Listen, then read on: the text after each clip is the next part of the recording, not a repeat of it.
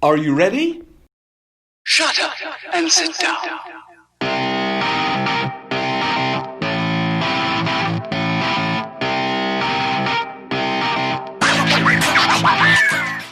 안녕하세요, 여러분. 저는 데이브 선생님입니다.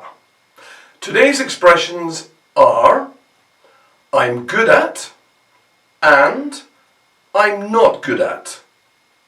Let's look at a few examples. I'm good at whistling. I'm not good at sports. I'm good at drawing. I'm not good at juggling.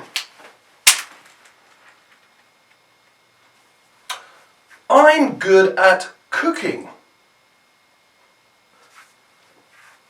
I'm not good at dancing. I'm good at teaching English.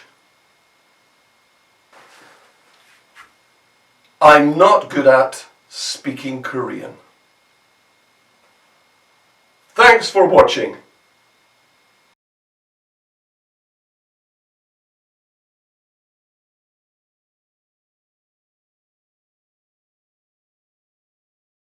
Shut up and sit down.